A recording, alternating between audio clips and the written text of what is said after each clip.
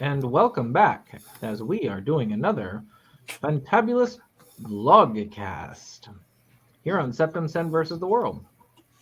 We've got, of course, Kotobukijake. We've got Dave from Inside Movies Galore. Hello. And my wife, Kim, from Kim Creates Stuff. Hi. Hey. And I'm going to just hand this discussion over to Jake so that he can lead us in it, since this is his baby. And take it away. Well, first of all, Dave, are you, I didn't hear you just then. Are you working fine there? Huh? I should be. Yeah,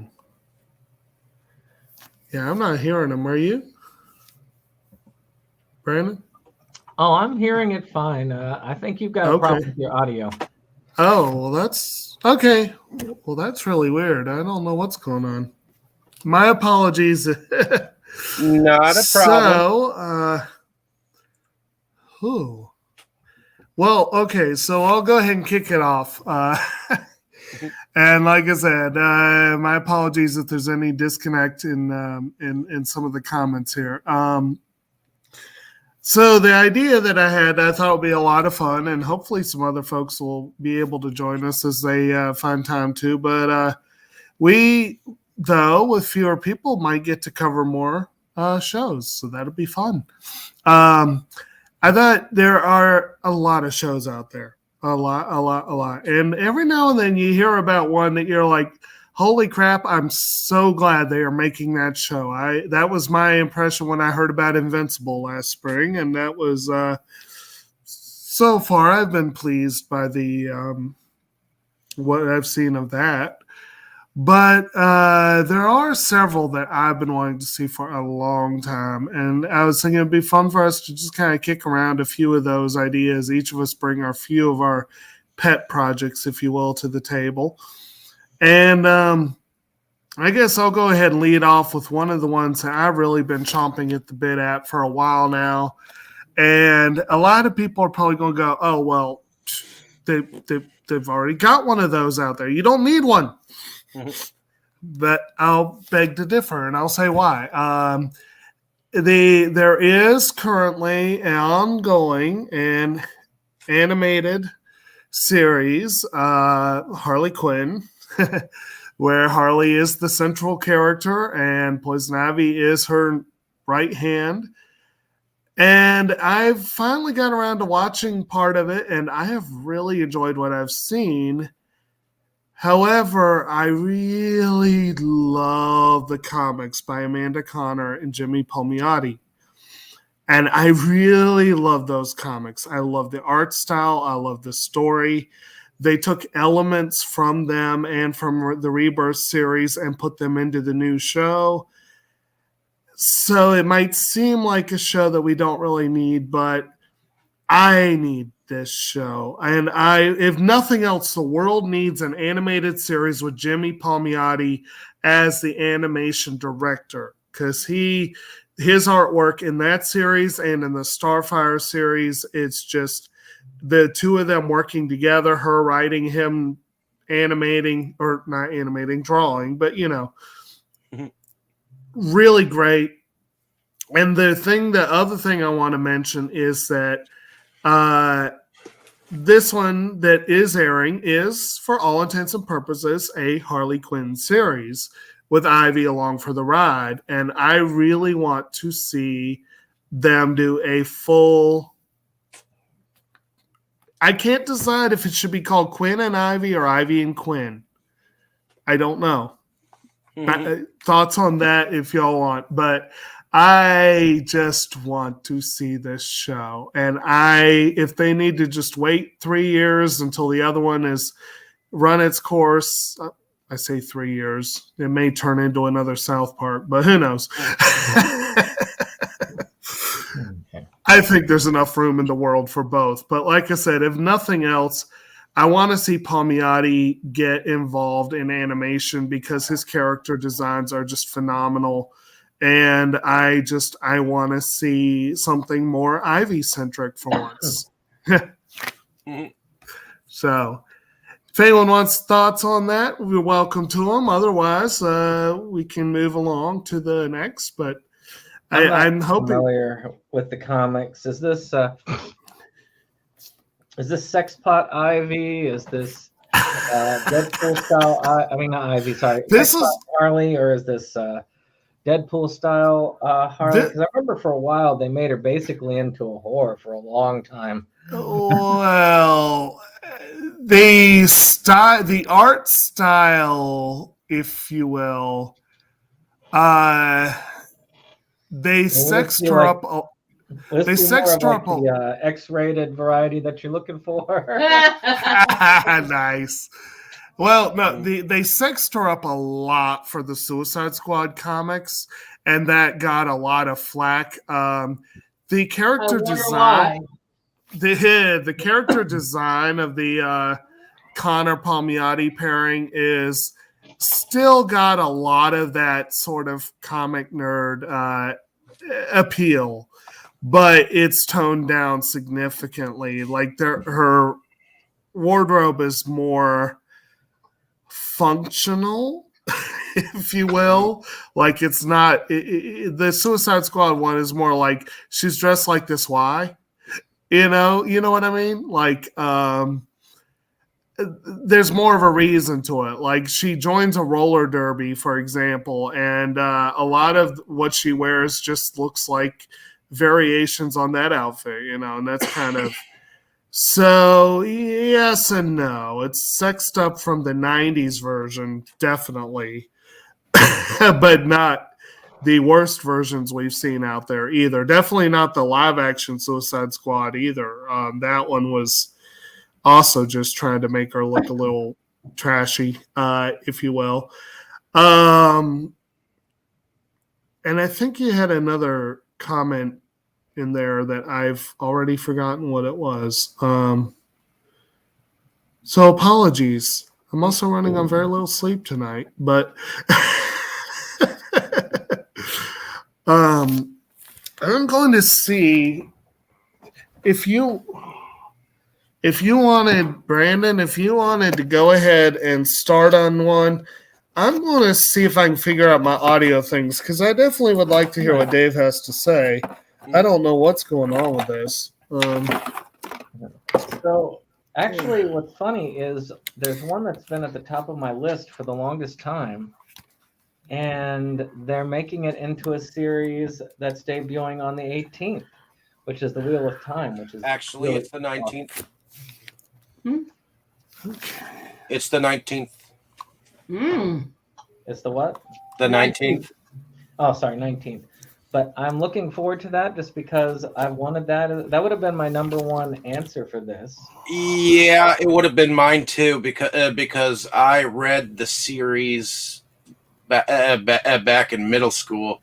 Oh, yeah. And for the longest time, many of my friends were like, all right. But go ahead. I think I'm back on. Well, let's do a quick test here. You can hear me, Jacob? I hear you fine. All right, Dave, say something. See if Jacob hears you. Hello, hello. Oh, no, that didn't do anything. I don't know why. Oh, fuck! That's really weird. Jacob, Okay, what? Jacob, What's you up? probably have Dave muted, okay? I do what? You hear Dave? No, Jacob has a muted. Oh, well, I guess click the little I do. microphone. How do I? Shame on you. Click the microphone. Oh my fucking god, it's not that hard. Apparently it is. I don't see what I'm doing here. For fuck's sake. I guess you click the little microphone icon on his and see. I don't see one on him. All right, well, what I'm going to do is I'm going to mute him, and then I'm going to actually, I'll tell you what, Dave, I'm going to have you leave the room. I'm going to remove you from the room and then come back, okay? Okay. Oh, man.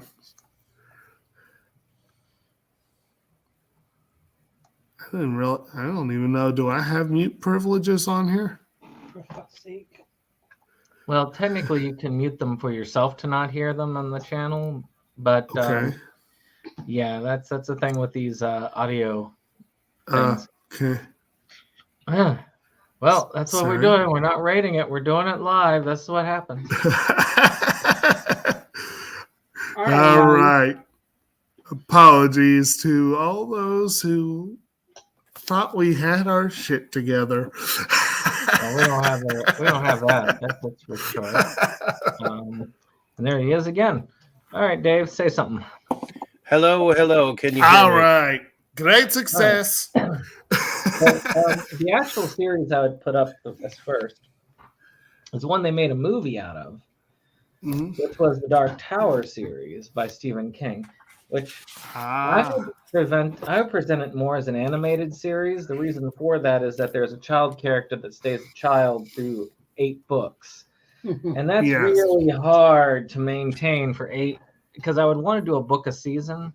And I really would not want to have to change the child. You could get a voice actor that's pretty good, or actress, really, that's good with child voices. Or you can just do what they did for Harry Potter and wait for the kids to grow up. Yeah. So, but I think that the series really is best in small chunks. I think Stephen King's original idea of doing a series around it and then making movies around the big events of the series. Yeah, Dark Tower, the movie, was not exactly what I was looking for. I don't think it was what anyone was looking for. But I could see them doing that. Like, okay, as an animated series, and of course, this is in its defense, Matthew McConaughey was pretty good as the Man in Black. I mean, this is wishful thinking, but I would love to see an animated series and have Clint Eastwood playing Roland. Because he could. I wanted Russell Crowe. I wanted Russell Crowe.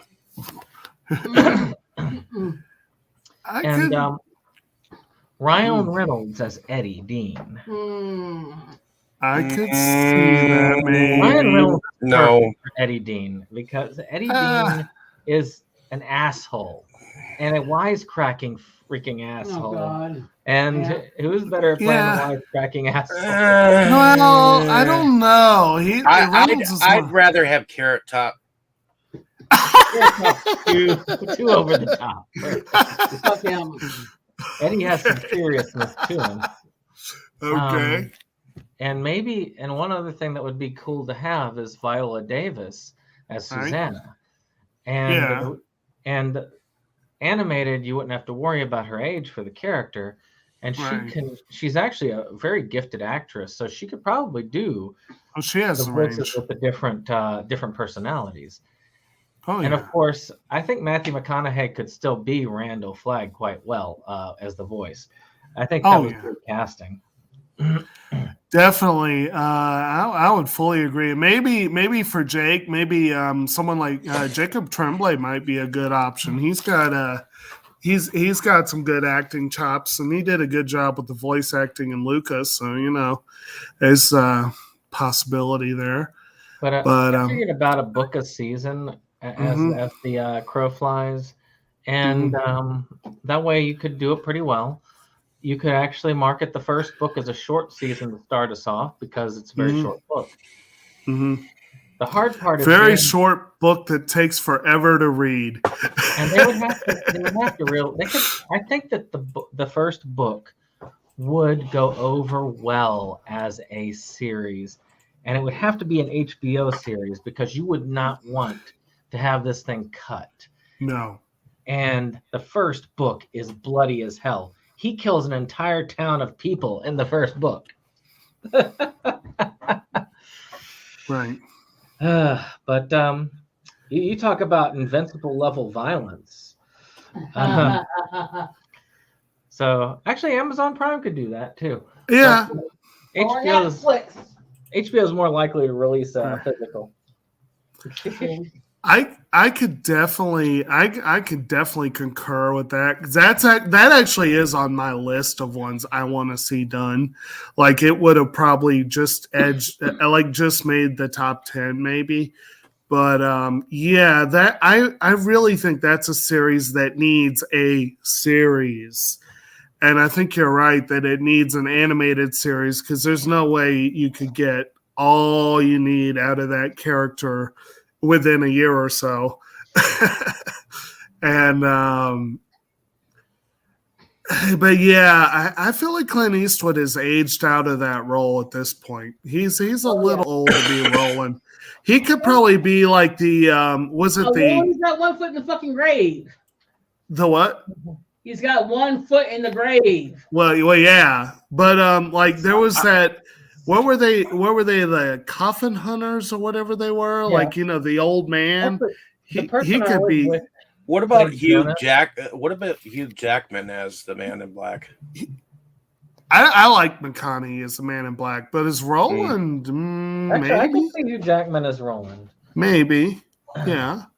What I could about see the big coffin hunters? Jonas, I always had. Now, what was the dude with the he played a lot of characters in westerns. Has the iconic mustache. Sam Elliott. Sam Elliott. He's old now for the part, but I could see him as a voice actor for it, doing really well. Because to me, Sam Elliott's dead. Is he dead? What's that? Is Sam Elliott dead? I believe he did.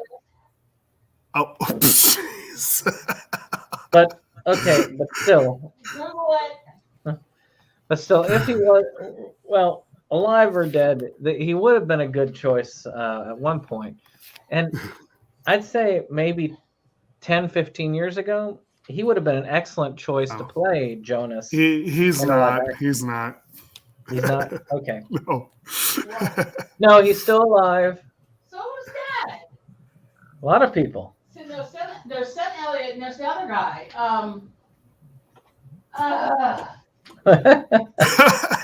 Yes, there are other guys that are dead. But yeah, I think it would be a good one to have.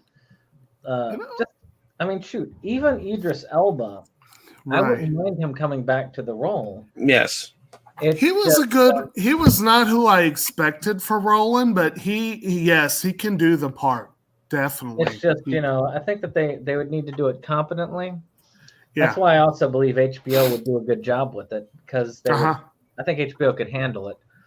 And HBO would be right for making a series like that would last a long time. Right. No doubt.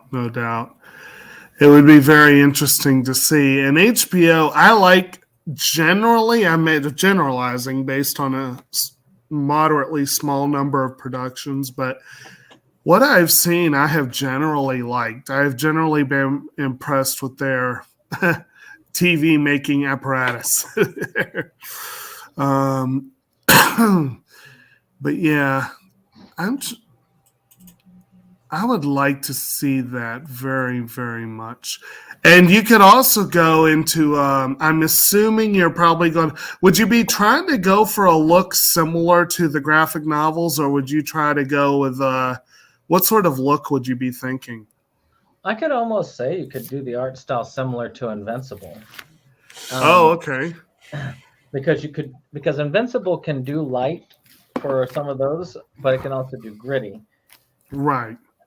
But the only other way I could see is maybe doing it in a. I'm trying to think of a series that was done that would be able to fit the style well.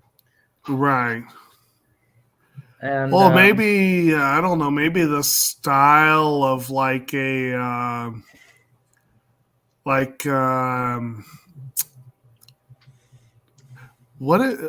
I'm thinking almost like maybe Hellsing is a possibility, or like Vampire Hunter D kind of thing, kind of that dark and gothic feel almost. Seems like it could work for Stephen King. Or I don't know. I'm trying to think of something more gritty, but but yeah. I don't know. Oh. Well, yeah, that's my first thing there. I mean, to me, that's, right. It's there. I do think that it could be done. Matter of fact, as an animated series, it could easily be done well enough. You could even do it like the old HBO Spawn series with theirs. I never did get to see that, but that would be or even hire out to a Korean studio and do it like Avatar. Though Avatar is not known for its bloodiness, but you could I was going to definitely- say, I'm not sure the look would be what I would expect from that series, but you certainly could find some. You could definitely find Korean animators that could do that series justice. That is almost a given, but yeah, I think that a dark tone would be good for it, but Right. I do think animation is the way to go. right, Just because you'd have to replace Jake every few seasons right. because Jake remains the same age throughout the entirety of the darn books. One thing, if I remember correctly, with Batman the animated series, I think they did something like they animated it on dark paper or something along those lines. So like, I could see working with it. yeah, like that would give it a darker look. I just feel like Invincible's a little bright for that series, but you might have segments like some of the worlds that they travel through. You could have done much. Actually, that would be a really fun thing to do. Would be have a whole different team of animators for each world they travel through. I think that would be kind of fun, but yeah. I could see something like, or you could do like say the Star Wars animated series, the Clone Wars, Mm-hmm. or that new one, Bad Batch, and do a computer animated. Right. Could be more intense, and that could definitely play into some of the darker elements. I would personally, I'd like to see it look old school. You know what I mean? Like it just feels like, again, some of the worlds might look better, more bright and spiffy and whatever, or maybe like Blaine could be like this CG monstrosity or something. But like, yeah, I feel like especially the scenes like where they're going across the desert and that kind of thing, that should probably be like as old school as possible. You know what I mean? Like, Yeah, and that's the problem. American animation itself yeah. has a tone that's not quite made for such a series, so it's harder to throw out. Right. Current, like I could see it in the style of Gargoyles from Disney or something like that, maybe. But, Oh yeah. Or as you said, Batman the animated series. Right. Yeah, very good. Very good. So it's good times. You did. I totally blanked, and I'm kind of kicking myself for this.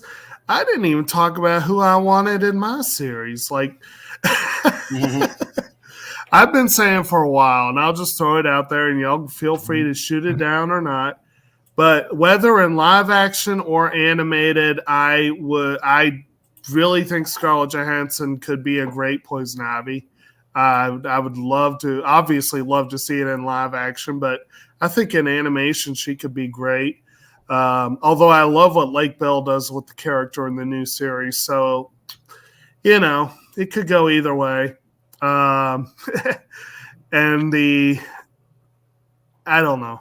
Most of them have been cast several times already, and it's like, do I pick one of the best or go with someone entirely new? And it's hard to say at this point, but the series does have a whole bunch, the freak show characters, for lack of a better term. They're original to the series, so some of them, Tony and Mason, and some of them could be an opportunity to do some fun casting. I don't know. We'll just see who. Sorry. But anyway, how about who's chomping at the bit to go next? I suppose I could go. We'll go for it. Well, you know that the Chioda brothers have always been kicking around a TV idea. Well, I would love to have a Killer Clowns from Outer Space TV show. Wow. Yeah. As soon as you said Chiodo, I had a feeling. I swear I heard that they planned an animated series a while back, but it never got off the ground.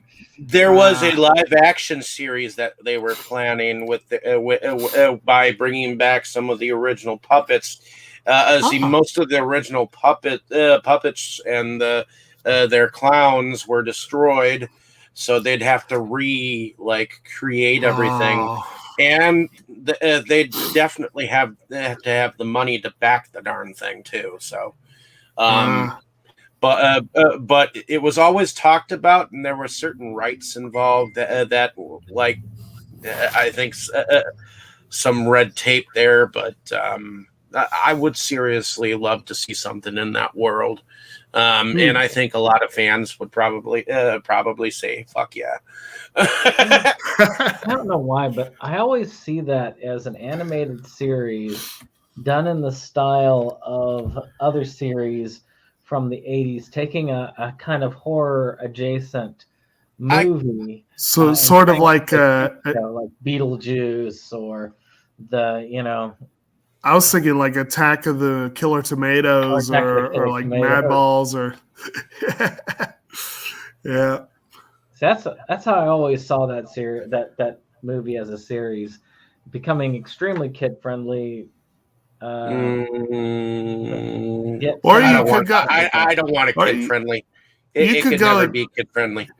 I was going to say, if you could go completely in the opposite direction and do all stop motion in the style of Alice. Claymation. A claymation killer clown film, and as a dark, like a Coraline style. Yeah, style, like that. I could see that. I could see that. Make it a little bit more gory than that, and you'd have me at hello. Nice. Would you try and get some of the original cast for the humans? Oh yeah, definitely. David Kramer would be in there on that bunch. He's always been chomping at the bit for something within the universe. In fact, he's the one that was trying to get it started or whatnot, but I think they kind of failed in that venture. But but yeah, I think I would love to see something still in that vein. I don't think it will.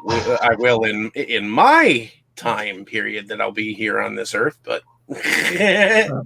you never know. In the 2080s, it'll come back. I mean, everything. Well, I mean, right now it feels like everything old is new again. So it's like, you never know. You never know. Everything's being revamped these days. Right.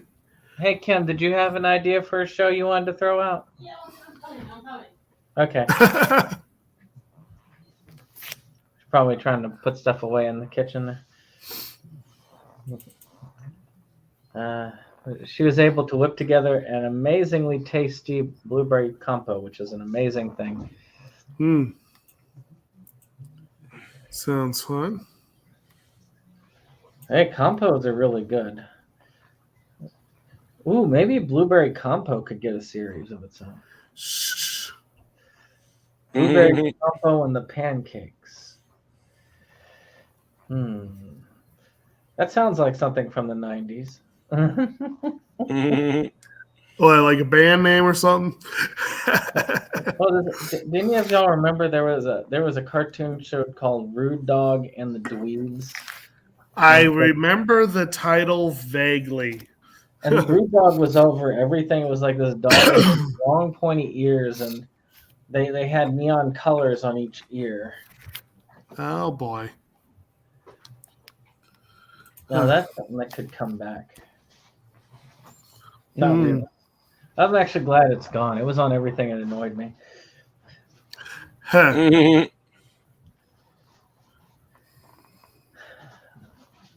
So who do you feel like could do your show, Dave? I mean, who do you think would animate it? I'm not sure. I'd love for clay animation to happen.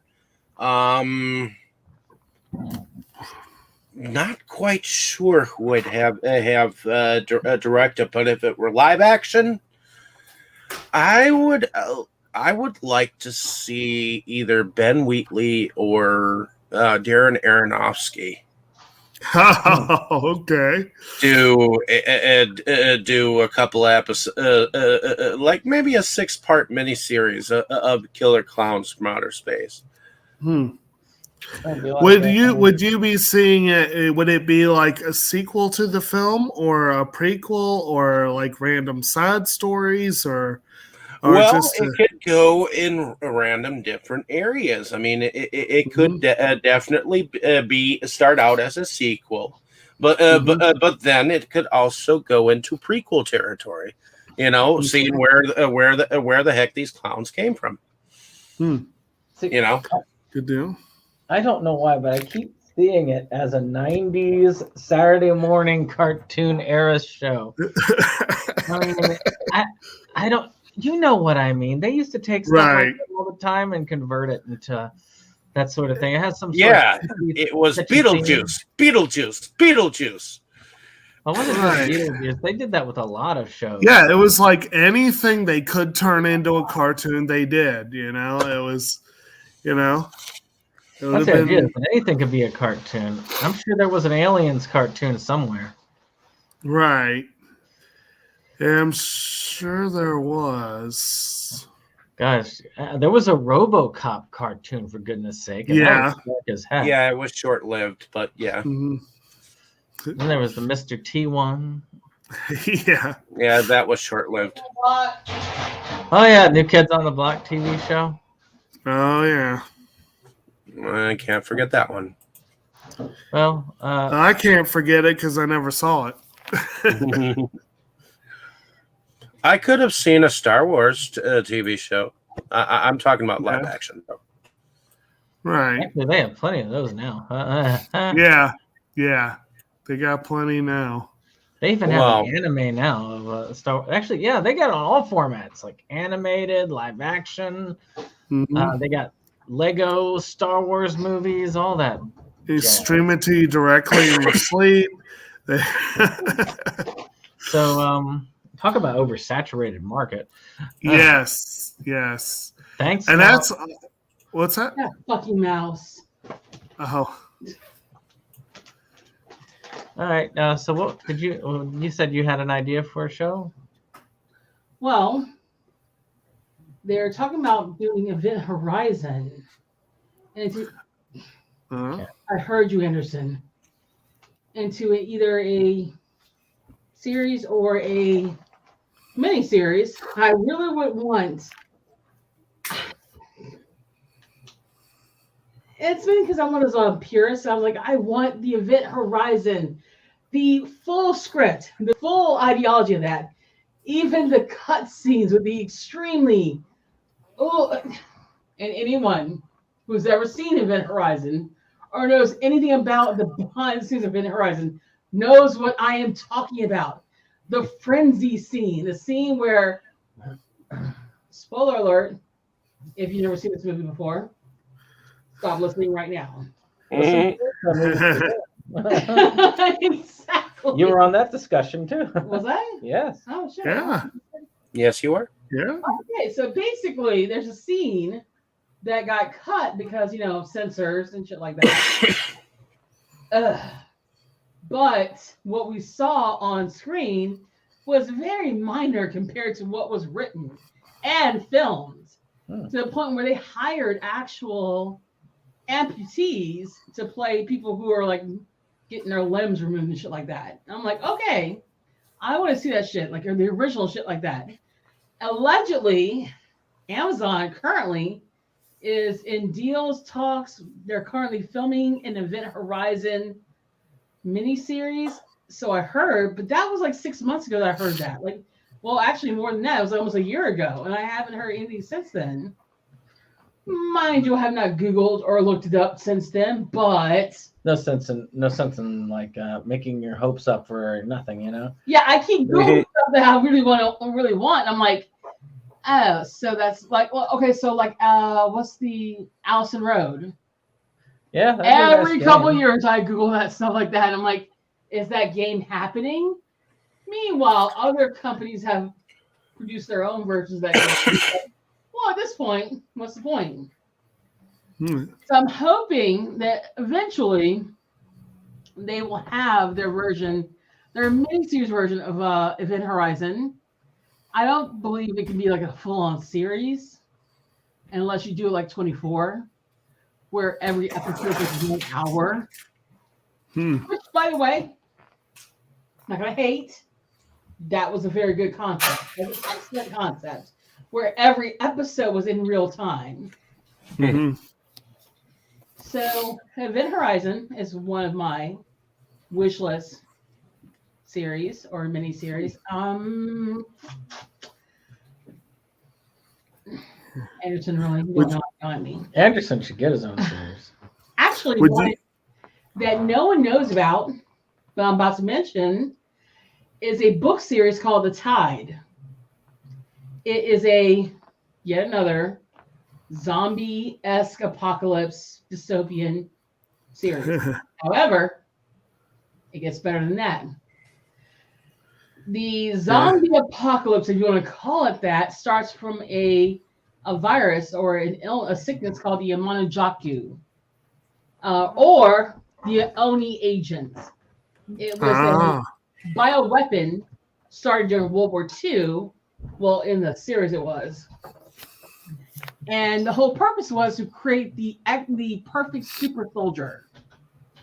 So in the sense that, sorry, the cats are running around. So in the sense that you inject a soldier with this virus and they would be the perfect killing machine. And then after World War II, the project was abandoned. Well, in present day in the series, the virus gets out and it levels the entire world. And you're trying to wonder whether or not that it has to do with a betrayal of an extra government organization that's Russian, American, really don't know. But of course, Russian American. But the main character is this. Oh, I hate to say it because it kind of pisses me off. It's so typical. But it's this middle-aged white guy who is supposed to be well, fucking hell, he's practically Captain America. This dude gets his ass kicked. I am currently on book, let me see this. I don't know, shit, book 6 or whatever. This dude gets his ass kicked constantly. And he's just like, we're moving on to the next mission. But what he is this extra governmental, what's the word? Mercenary group with his own, like yacht. That's really not a yacht. It's actually a ship. And again, they're mercenaries. So they're hired by the American government to go into this whole thing. And that's how they get started with it. They go in to investigate this thing, and which turns out to be the apocalypse. And then they get framed for the apocalypse. The zombie apocalypse. So there's like 10 books. And I'm hooked. I'm like on book 7 or whatever. And while it kind of, in the way of like Walking Dead, they could probably cut some shit out. When they talk about the description of what they call the skulls, which are the zombies, they're terrifying. Like more than any zombie, they are terrifying. Hey, babe, you might want to close that door because it's rattling really loud. So would you be looking at how would you be looking at adapting it, like doing one? It would have to be a series. Right, but are Like, you no, thinking no, like seriously? It would have. It's not a miniseries. It can't be. Right. How You Heard the Strain by Guillermo del Toro. That was 3 books, and they originally they were saying, okay, each season would be 1 book, whatever. Right. But with the Tide, that's what it's called, the Tide series. There's so much information per book, particularly explaining where the virus came from and what's happening in the world and who's working against whom. Mhm. While you could probably cut some shit out, and you probably could, I would say this will be a multi-season miniseries. And Okay. I mean, in my selfish ass reasons, I just want to see what someone could do with those damn skulls. Because it's not just your normal zombies. You have your little ones, and they can all run very fast. They're the rapid moving zombies.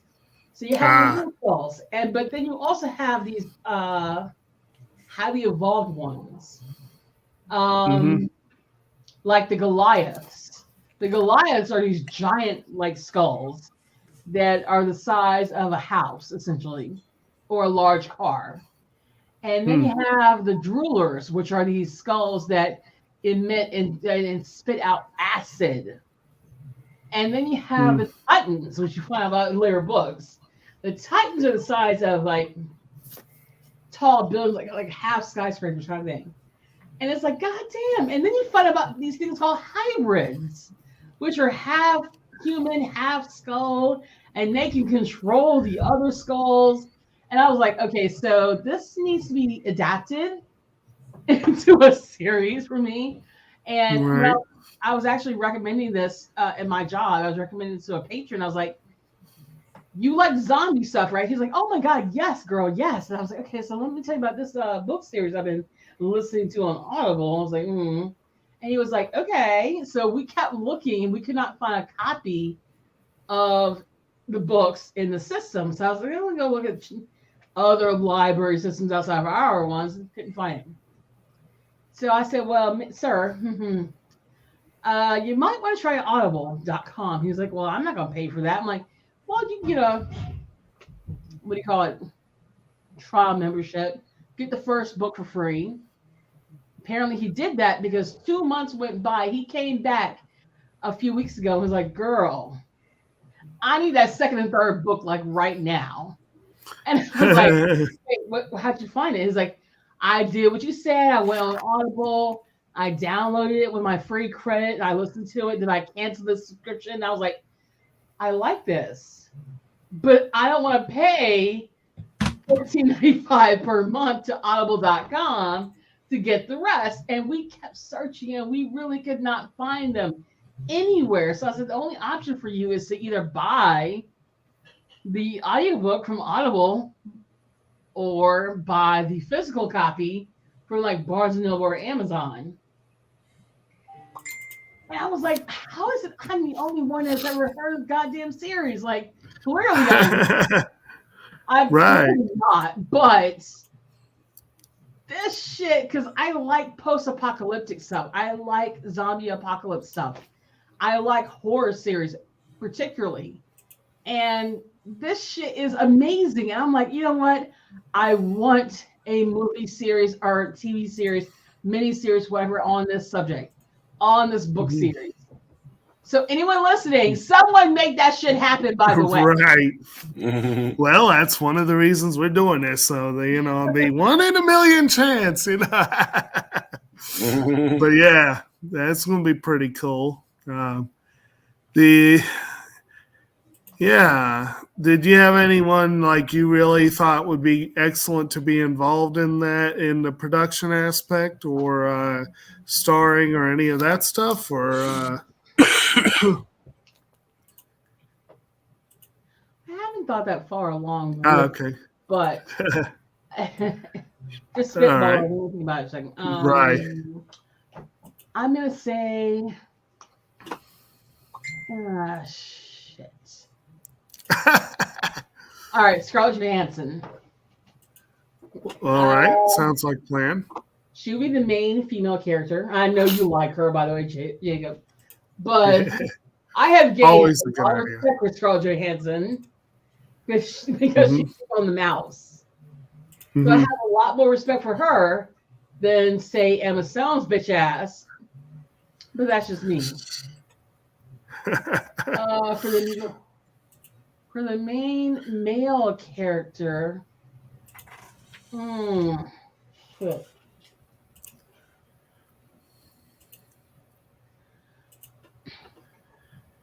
someone like Chris Evans would be too young. Too pretty young. boyish.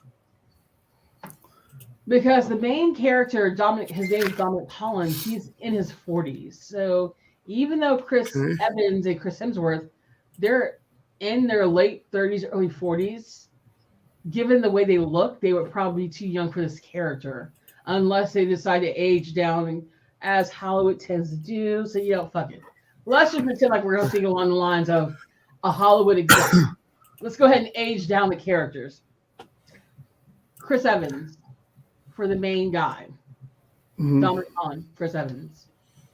For the main female character, Scarlett Johansson. Because they're the same age. They're very similar ages. They have worked together before. They have excellent chemistry. Those two together. Damn it. I would say someone like remember that movie Don't Breathe? Are you talking about the guy that they're blind? Yeah. Was that Stephen Lang? Yes. Okay, so yeah, I could see him playing a character called Jacob Shepard. Nah. Because he's a higher up in the military, and he's someone who's superior to what would be the Chris Evans character. I can see him playing that character. Gosh, shit. Actually, I could see him having a role in Dark Tower too. Yes, right? Yeah. Just a side note, I wanted Stephen Lang to be what became Josh Brolin's character in Deadpool 2. Yeah. That's just me. Well, he would have been so perfect for Cable on so many levels. Oh my god, yes. Especially because the X-Men comics have a character named Stephen Lang, who is a cybernetic character. And I just think that he is just the closest to... Brolin was great as Cable, but I think Lang would have been better. Yeah. Yeah. But yeah, well, that sounds interesting. I mean, I'm always mixed on zombie stuff, but it sounds intriguing, if nothing else. That's sounds like a very different take on it. Because they're not really zombies. Yeah. They're kind of like 28 Days Later, They're not zombies, but they are these sort of monsters. And of course, you can still contract the virus and turn into one of them. Yeah. Which is like actually the way you were describing some of the bigger ones, I was almost thinking like 28 Days Later meets Attack on Titan. Almost like Resident Evil in some of those ways. I really want to believe that the author copied Resident Evil somewhat from that because when they don't, it's so far in the series, they don't know what causes the mutations of if you get infected with the Oni agent, as they call it. If you get infected, they don't really know what causes your transformation because most people become what they call skulls. They just become the regular skulls, and then some people become some people become Goliaths, and some people become Titans, and then of course animals. Not all animals transform, and that has something to do with about breed. But okay, so one dog might transform into one skull, but the other dog may not. So they haven't really touched on that just yet. Just the idea that some people are immune, but they don't know why.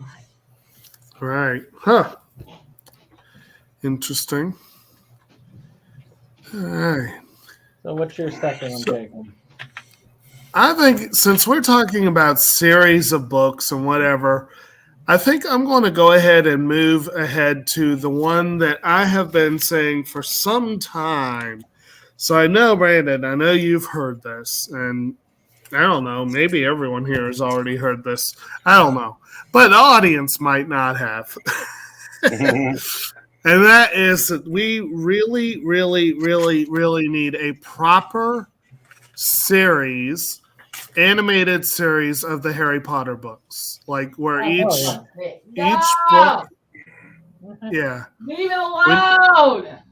Mhm. Leave it the fuck alone! They already See- fucked it up enough. Well, that's No, the thing. No. I love the books. I love the movies. But leave it alone. Well, let's not give that bitch more money than I she think it's deserves. more. I think it's more about Roland's anti-trans. That- than- Yeah, I could see that. Person.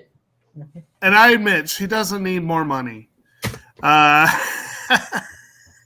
She definitely doesn't. And there are some unfortunate aspects. One being that we will probably never see a better Snape than Alan Rickman. And unfortunately, he is no longer with us. So that is I am unfortunate. here to bewitch the mind. But they did have such a phenomenal adult cast. It was a phenomenal cast, and they wasted it.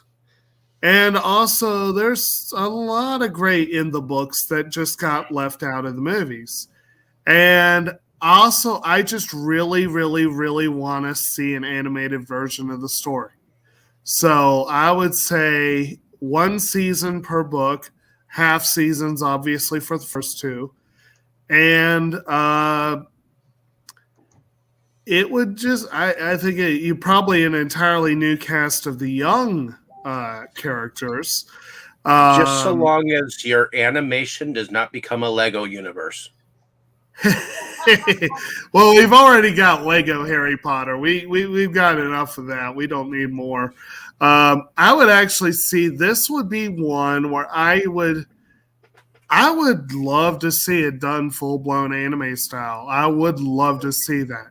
Obviously, with a foot in either an American or British production studio, like the same studio behind Boondocks, for example, could possibly be involved. Because, I mean, Boondocks was an anime style series, but it was an American series, and it looked phenomenal. And so I would kind of like to see something like that done. Yeah, I agree that yeah. that the series would be better to. I think that the series would be better. Well, as a series. Yes. Because, yeah, I mean, whatever Rowling's issues, and she does have issues, I won't deny that. I do think that the books are extraordinarily well written. They are very entertaining, and so much of that was lost in the translation to the movies. I would just like to see it picked up and fleshed out, you know. Especially some of the stuff involving some of my favorite characters, because a lot of them, especially, okay, at this point, is it really spoilers for this series? No. No. But there are 5 that I consider my top 5 characters that I just absolutely love those 5 characters more than any of the others. And one of them has a death scene that I was furious that they killed off one of the top 5. But I loved how they did it. But they did it in the book. In the book, they did it in a way where it actively involved a character who had been largely left out of the films. And when it was time to do it in the final film, it was like, well, wait a minute, we can't. We haven't seen you since the second film. Yes, exactly. I know. So I already know who you're talking about. Yes. And it was just like they killed the character off screen. And it's like, the hell you say? What's that? For who? Dobby? No. Wait, what? No. Who are you fucking talking about?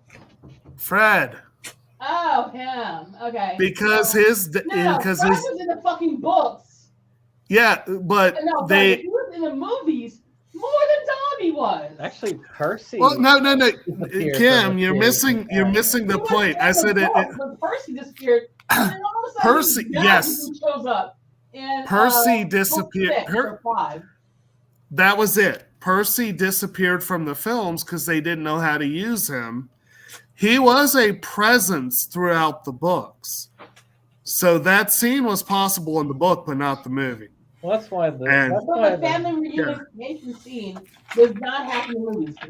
Percy in the book was like, yeah, I fucked up. I'm sorry, guys. My bad. And then, of course, when you find out that Fred died or was killed, Percy was the main one sobbing over his body because he realized, like, I wasted all these years of my family over what? Harry Potter. Exactly. I'm a sucker for a good redemption story, and I think that Percy didn't fully redeem himself, but he kind of did. Well, yeah. I mean, look. We're not here about this. We're going to save this discussion for another time about what we care about the franchise with the book, the movies, whatever. Right. Well, okay. Well, that's all. Unless anyone had any more thoughts on that one, did anyone? Were you ready to head on with your next one, Brandon? Actually, you got a good job with that.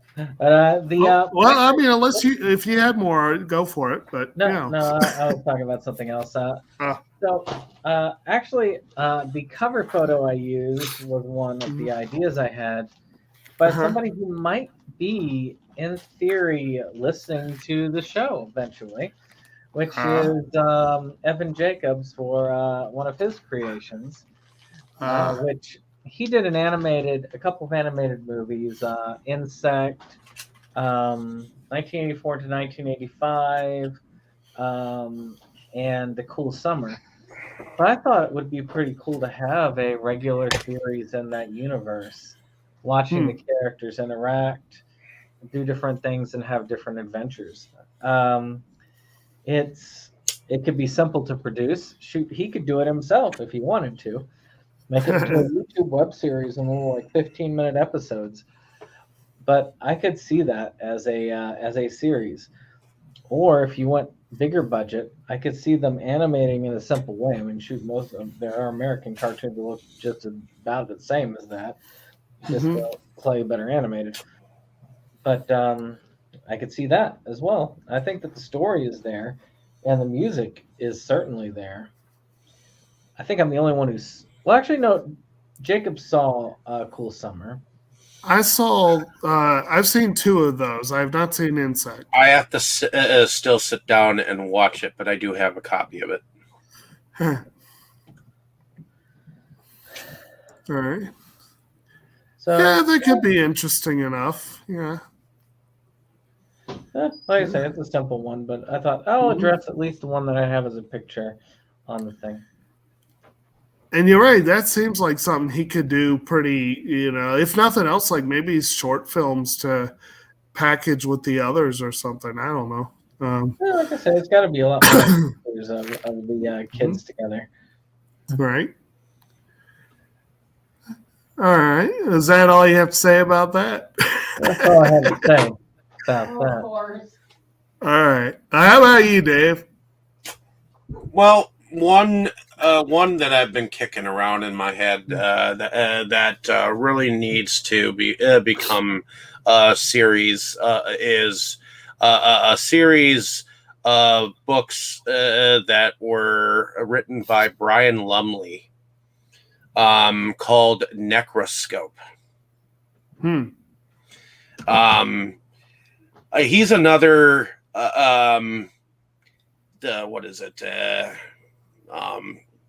He's another one from the school of shall I say Clive Barker era, where he created this series based around this a guy by the name of Harry Keogh, and he was born with the ability to speak to the dead. As he grows up, he learns mathematics from and self-defense skills from some dead people. And then he has recurring dreams about his mother, who apparently was killed by his father, who was actually some espionage dude. And then eventually he becomes like kind of like a British operative that goes after this vampire thing that's going on throughout the films. And eventually he dies in the thing and comes back as one of the dead. And it's a freaking cool ass a series. And the thing, the reason why I mentioned Clive Barker is because Clive Barker was openly gay. So was Brian Lumley. So I would think this would be a phenomenal thing to bring to the LGBT community as well, as something of kind of like a flag runner. Dave, yes, the alphabet community. The alphabet community. Whatever that means. Oh my God. All right. So I'm not familiar with this one at all, so I'm not even sure what I would be visualizing there. But what do you have in mind in terms of like production standard and what have you? Well, I would like it to be on the level of Dexter. Okay. Dexter meets like Breaking Bad, kind of. Okay. Except with a little bit of supernatural. So I could see it happening. And it would be a darker. It would definitely be a darker thing. I wouldn't mind seeing Tim Burton head the project, or someone in that school of Tim Burton. You know, I could see it happening. Sounds fun. Sounds like it would be visually intriguing. I'm surprised that none of you have heard of it. It's a series that spanned like 14, 15 books at least. Wow. As many as Anne Rice actually put out. So what's it called? Right. It's called Necroscope. All right. You might be the closest on that because you like Clive Barker and it's supposed to be in that vein. I have the ebooks. I will send them to you. Good times. All right.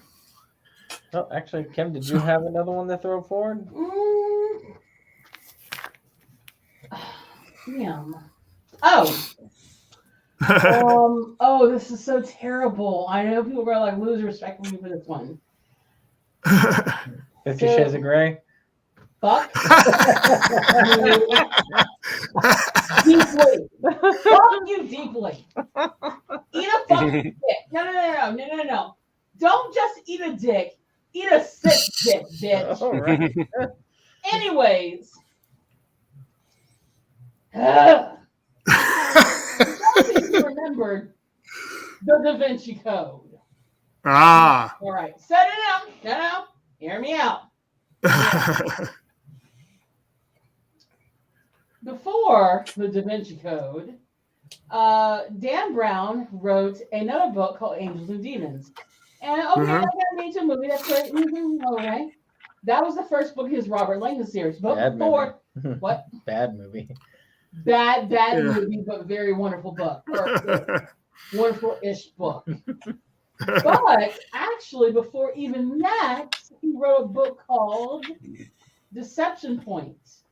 And I have this obsession about stories taking place in remote settings and like Arctic tundra or under the water, which is probably why I like the Meg.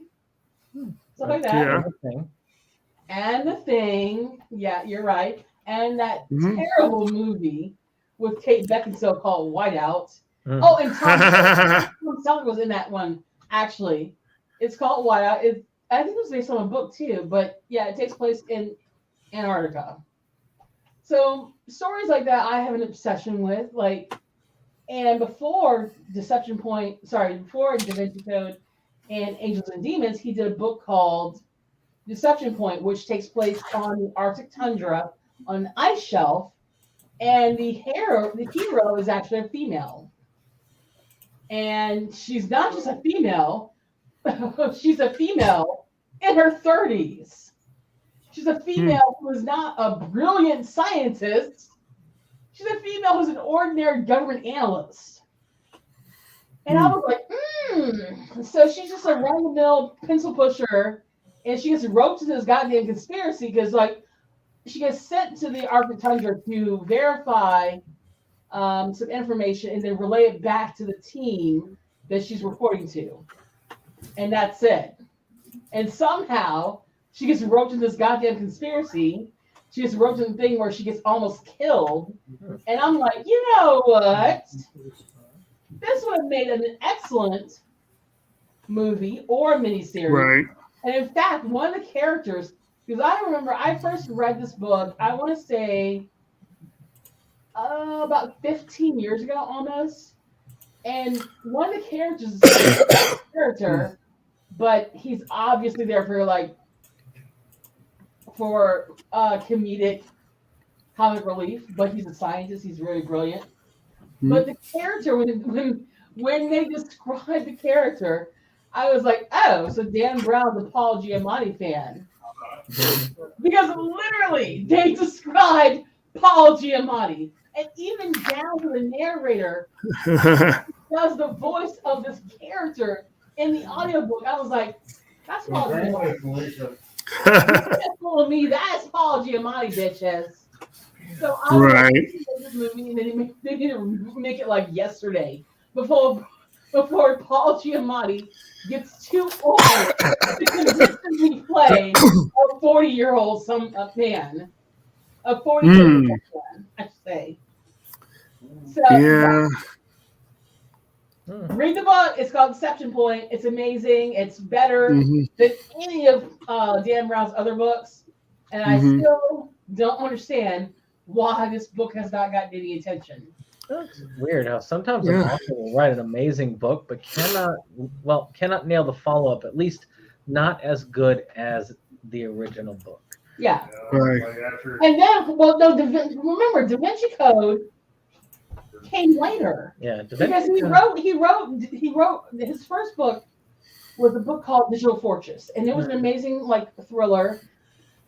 I only read it once, and I haven't read it since then. It didn't go anywhere. And then he wrote Deception Point. Didn't go anywhere. Then he wrote Angels and Demons. It went somewhat somewhere, but not really.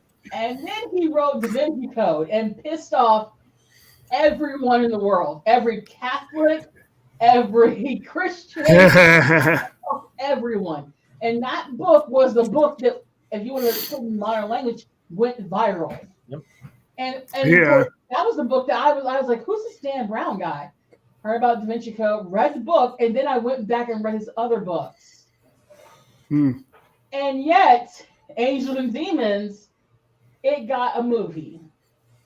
Inferno got a movie, but Deception Point still does not have any kind of deal. Even though allegedly Ron Howard optioned all of Dan Brown's books, every last one of them. Allegedly. Wow. That sounds interesting, though. Yeah. Be worth looking at, I'm sure. I need to read some of those eventually. We need Deception Point, bitch. Right. Good to keep in mind. Yeah. And I feel like I keep feeling like you keep setting up segues to the one that I wasn't planning to hit next, but I kind of want to now. So let's see here. Because this one is also a book rather than a series, but it would be another one where, let's face it, there has been enough already done that people might go, well, why are you coming back to this one? And I'd be like, because they didn't do it quite right the first time around. And I'm trying to bring up my avatar here. But like one of my favorite properties when I was younger, and so this is one I've been wanting to see for a long time. And that is, I really want to see Jurassic Park series based on the book. Because let's face it, the Spielberg movie was loosely based on the book, and everything else has been based on the franchise that sprung out of the Spielberg movie. Like, The Lost World had nothing at all to do with that book except for the title and the fact that it starred Ian Malcolm. I mean, that was really it. Actually, I might be getting that mixed up. Was Malcolm in that? No, I think Malcolm came back for the third one, didn't he? Might be getting that mixed up, but the title was about He was in the second one. What's that? He was in the second movie. Okay, he was. Okay. He was the main character in the second movie. It's been a while since I've seen the second and third ones. Like, I never... The third one was Dr. Allen was the main character in the third one. Right. I know this. So basically, the movie that Spielberg made is a wonderful movie, and it's enjoyable, and it gave us an iconic theme. Ian Malcolm, Jeff Goldblum was like perfect casting, and that's probably going to be, I'd almost say he'd have to come back to reprise his role. Most of the others I would recast. Him, it's going to be much harder to recast. But I have always... The book is really and truly, at the end of the day, the movie is an adventure film. It's an action adventure film. The book is a horror story. Yeah. And it's much darker. It's much grittier. It really, really, really gets into the question of the dangers of genetics and corporate greed in a way that's touched on in the movies. What's that? Playing God. Playing God, indeed. Yes, that's a big part of, I mean, and they do encapsulate it well in the movie. Malcolm has this great line like, oh yeah, your scientists were so hung up with whether or not they could that they didn't stop to think that they should, know. And it's just, they made some really good points there, but it's like I said, they really got into it in the book. There was a lot more dinosaurs in the book. And again, I love the line in the movie. You do eventually plan to have dinosaurs on your dinosaur tour. Well, but what's the thing about Jurassic Park is that they mixed elements of what is it? The first book in the elements of the second movie. Mm-hmm. And then also elements of the first book into the third movie. Because they had the pterodactyl cage in the first book.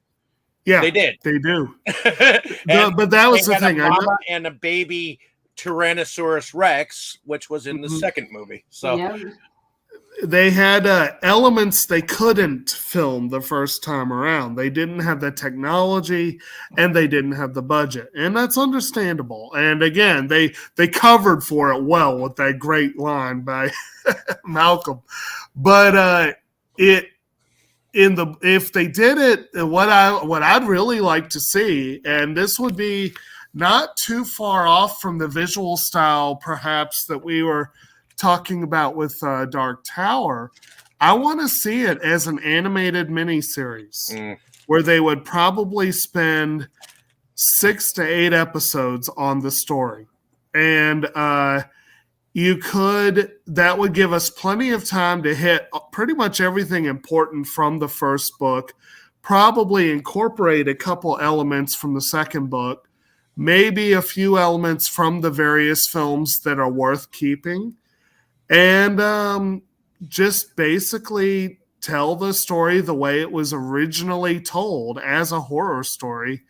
But I just really, part of it is also, I like well enough what they decided to go with for the visuals in the films. But when I was a kid and I was reading this book, I was enthralled with the descriptions of the dinosaurs. Especially my favorite was always Dilophosaurus. And in the book, Dilophosaurus was colorful. Holy crap, it was colorful. And it didn't have that stupid frill, which they came up with just for the movie. I thought that was excellent. I don't know. I didn't care. I really didn't like how they did it with the rattling and all that stuff. It just didn't make a lot of sense for me. There was a lot that and to this day. Now, Kim, I know we were talking earlier about, you have strong opinions about certain people. I have long been annoyed with Michael Crichton since I heard an interview where he came out and said, I think literature is a dying art form. I just basically make books to turn them into films. And I'm like, you rat bastard. You don't get to say that as an author. Why he did that? He was jealous. Yeah. If you look at, okay, so with Michael Crichton was, he was almost like a Rod Serling type. He did a lot. Yeah. He did a lot of research. A lot of research. He had a medical background, and he put that to use. Exactly. All of Michael Crichton novels, including the one that he wrote, that was the last one before he died. Right. Or actually, that it got released after he died. I forget the name of it. There's one that I did. That I read. Parrot Latitudes, I think, was the name of it. It was a historical fiction. And then Dragon Teeth, I think, was supposedly based on one of his manuscripts. He's had a couple manuscripts that have been published since then. Yeah. Yeah. Well, there was one that came out. God, yeah. I did read Pirate Latitudes. That was pretty good. Unpolished, obviously. There was one, it was called State of Fear that I read. I would say that one came out either before he died or after he died. I can't remember, but it was like it was right around then. It was an environmentalist type novel, and I was like, well, damn, he put a lot of research into stuff, more so than someone like Dan Brown. Yeah, that's my biggest complaint about Dan Brown is that while he does a lot of research, he doesn't do enough. But Michael Crichton actually did. Yeah. And it's one of the reasons why I feel like Michael Crichton wanted to be the science fiction version of Stephen King, and it didn't happen. And then, of course, when he finally I feel like with Michael Crichton, when he finally got his big break, so to speak, of transitioning just from being a novelist to now having a whole ass franchise, all anyone cared about was Jurassic fucking Park. Mm-hmm. Also, around the time that it became a full-blown franchise, he was also showrunner on ER. So he was definitely It's crazy to me because some of the other books that he had that got made into after Jurassic Park, they basically said, okay, so name your price. Yeah. We will buy whatever book you want. And there were several other his novels that got made into like one-offs. And like one being Sphere, Timeline. Yeah. Sphere was a phenomenal film. Science fiction. And then he had these other ones that were non-science fiction ones that got made into films. Mm-hmm. But they just didn't they didn't garner the same success that Jurassic Park did. And I really believe that when he made those comments like, oh, well, I'm just making these books so they can get turned into movies. he was either being sarcastic or bitter. It's probably a little bit of both. Actually, I think he was being honest, because there are many writers and directors from that time period who were just more concerned about the paycheck than they and making money at the time. And I've interviewed many people from that era in the independent industry, and I think that a lot of people didn't care about the work that they were doing. Just recently, I was just talking to someone who worked on the color design of The Little Mermaid, and Top Gun. He said that he doesn't remember shit from there. You know why? Because it was just a job. Well, I will say that argument definitely would not fully apply here, because Kim's right. I have read most of Crichton's books. I have not read State of Fear, and there's a couple others I missed.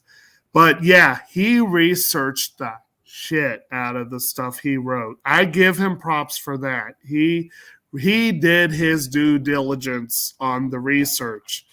And most of his, you feel like you're learning stuff when you're reading, which is not always a bad thing, you know? And but just a random aside, you know what I recently learned that surprised the hell out of me? He did have a couple of films made in the 70s, The Great Train Robbery, which was one of his rare historical fiction ones, and The Andromeda Strain. Seems a little more relevant now than we really want to think about. But I could not believe, I was absolutely dumbfounded and flabbergasted, and I contacted the relevant people right away to let them know when I found out that, yes, we have a couple copies of the film in our library system. We did not have a copy of the book. And I'm like, what? We got a global pandemic on and we don't have the Andromeda Strain? We need to get that. but yeah, it's and a lot of them. Andromeda Strain is one. Congo is one. Sphere. There are a lot of them that could make pretty fun miniseries. I think that there's a lot of potential there with those books. But the Jurassic Park was the one that I've been sitting on for years going, I want to see that done as a series. I want to see it done as a proper creature feature horror, the way it was meant to be, where Hammond's an asshole who gets it in the end, where Wu actually has more than 2 lines, where, just a little different than it ended up being. Right. Actually, Hammond's death in the book, I love it. I love it. I love it. But they couldn't have done that in the movie because Richard Attenborough made him such a likable guy. Well, that was the problem is that, not just because he made him a likable guy, because, keep in mind, they wanted this to be a family film. Right. The kids love dinosaurs. Oh, they love Jurassic. Yes. Well, I'm thinking about the way that they marketed this film. Yeah. The way they then marketed it. They wanted this shit to be a family film, and during those days in 1991, 92, 93, they were concerned about the PG-13 rating, the 2 Fs, 3 Fs rule, and of course during that time period, they realized that having your film being PG-13 or below would make the most amount of money. Yes. And again, we need to look at the time period. Rated R or beyond or above that made you, it may have been critically acclaimed, but it didn't make a lot of money. And when you look at how much money they spent on Jurassic Park, they had to make back their investment. So they needed that return. Oh, yeah. Exactly. So they wrote the character to be this sort of grandfatherly, loving character. Right. And I read the book, or I should say I read parts of the book, long after the film was done, longer than saw a film, and I was like, this isn't Mr. Hammond from the he is a money hungry asshole who doesn't give two shits about anybody. Yeah. I mean, he was like, what's his face? Like Jeff Bezos or someone like that. What's that? Or the moral implications of what he was doing. Right, exactly. He definitely didn't say, should I do this? No. Nope. Of course not. Nope. Yeah. All right.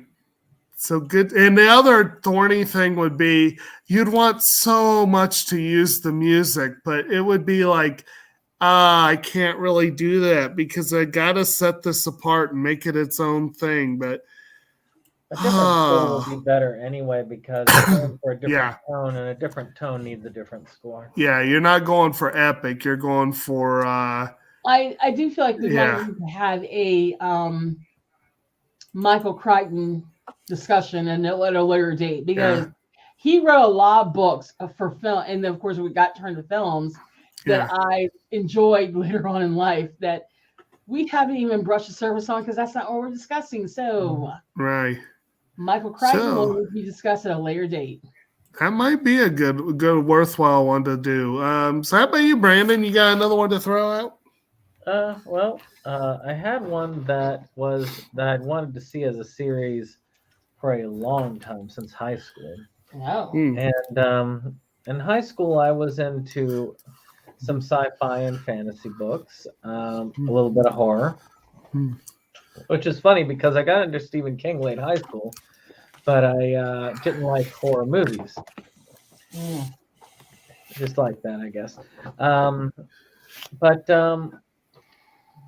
there was a book series by R.A. Salvatore called the Icewind Dale trilogy. There was also many that starred a particular elf character called Drist, which is a dark elf with this race of evil elves living beneath the surface in the Forgotten Realms universe. Now, I would love for that to be done into an animated series. Back to Dark Tower briefly. I figured out who I'd want animating it. I would want the studio that did Afro Samurai. I could see that. The Dark Tower series. That would be perfect for that. Yeah.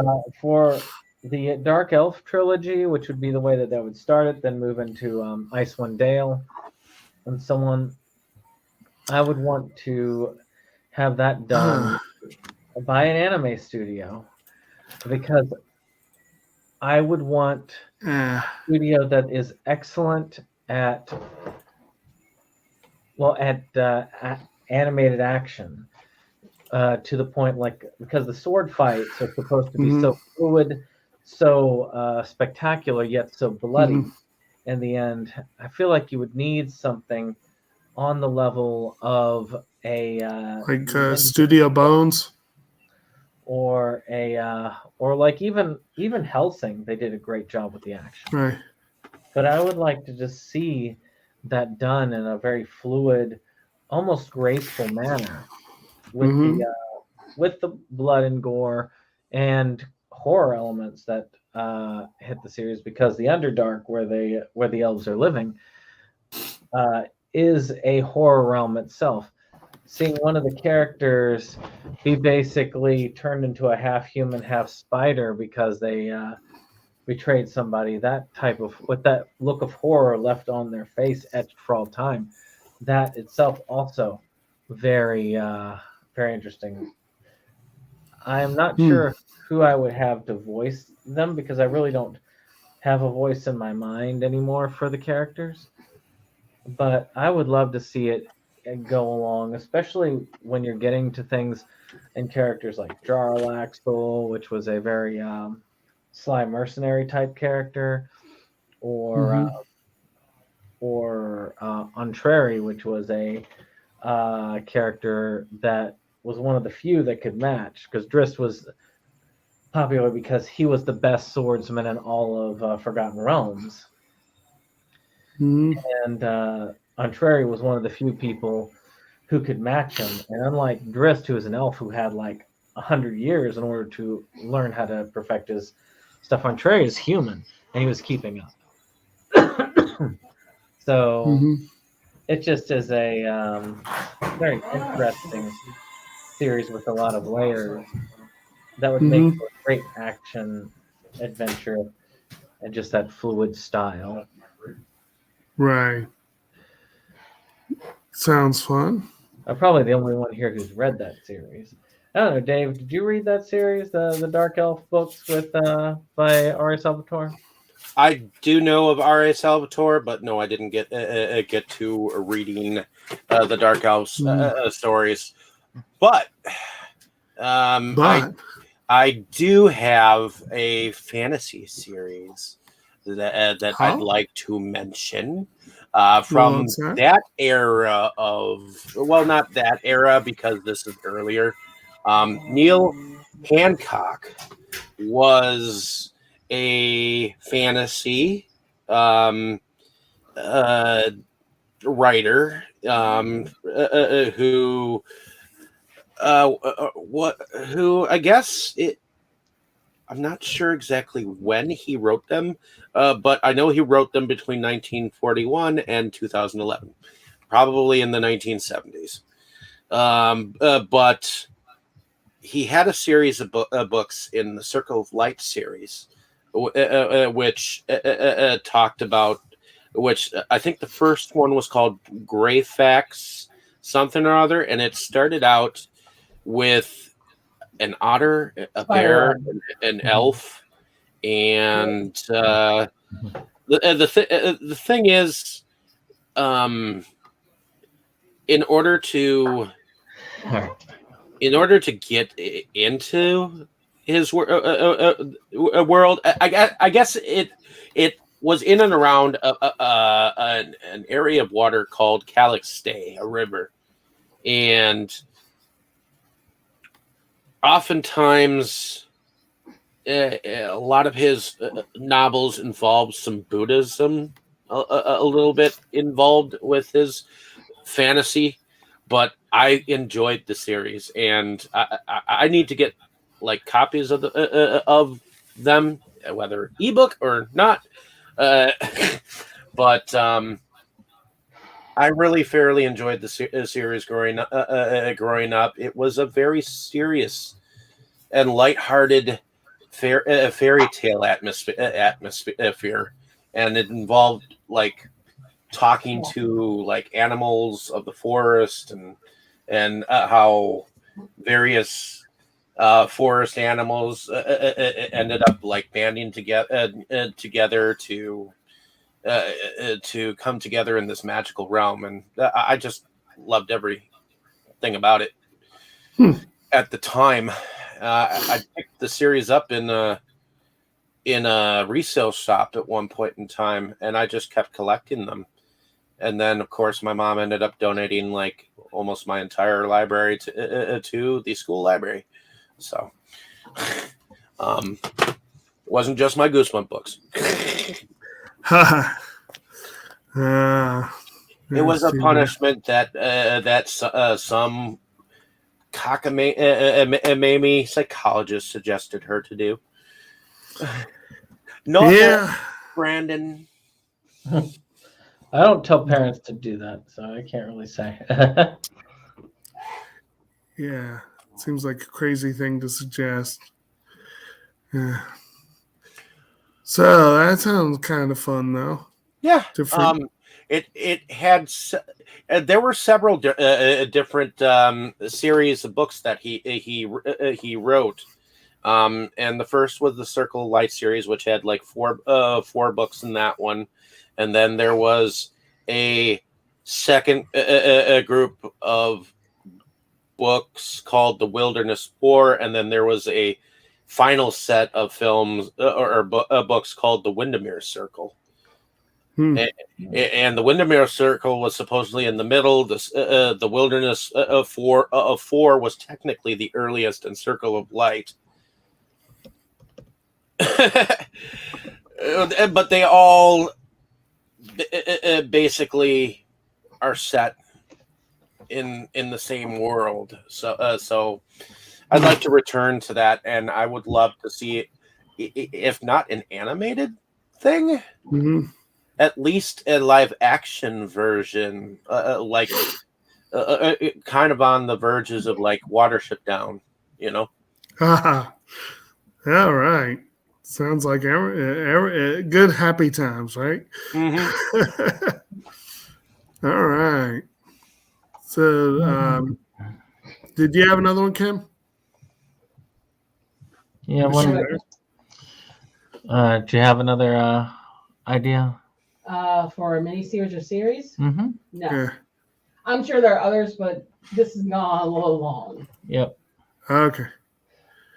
Well, so should we each do one more and then wrap? Is that the thought then? Wrap. Okay. So I guess that's a pretty definitive there.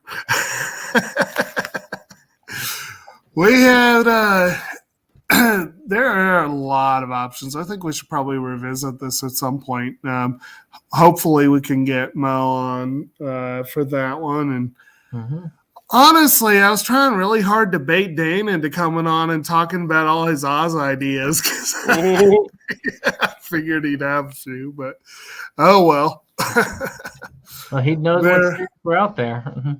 What's that? He'd know what series are out there. Right. Or maybe he could talk about that one he was working on, but maybe I should leave that at that. There's so many. I'm not even going to mention the other two I brought just because I want to actually go in depth, and there's so many that I want to do.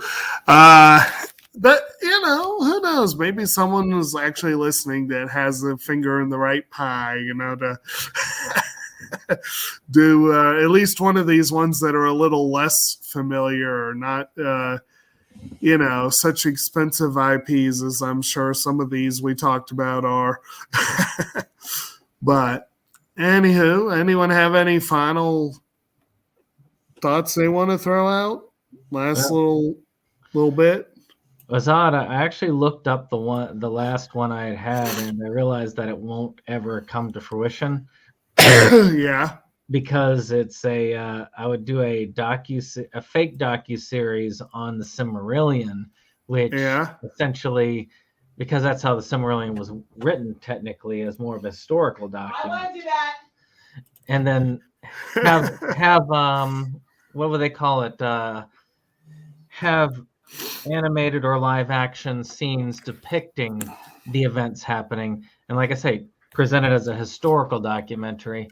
Sadly, the rights to the Silmarillion are in the Tolkien family, and the Tolkien family has said that they will never release the rights to the Silmarillion. They're assholes.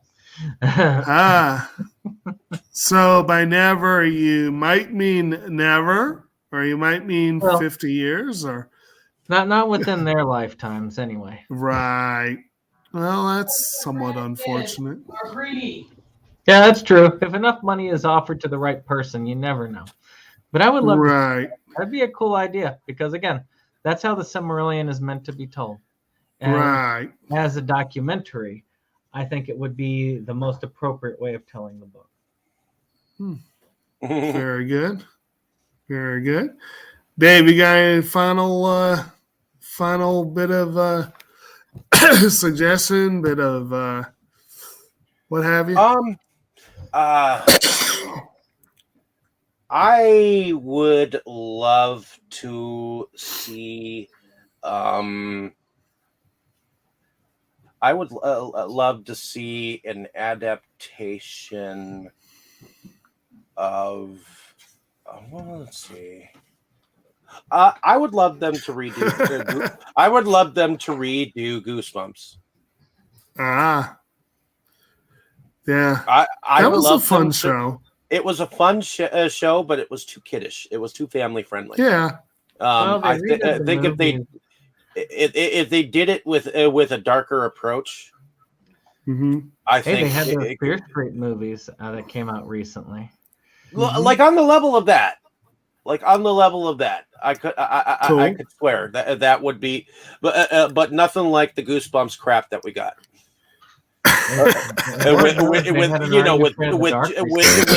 Yeah, the Jack Black movies, those are forgettable. All right, it's good times. Well, I hope you've All right. enjoyed this. Hit that like button if you did. Hit that subscribe, and of course, share. But we will see you on the next one. Bye-bye. Goodbye.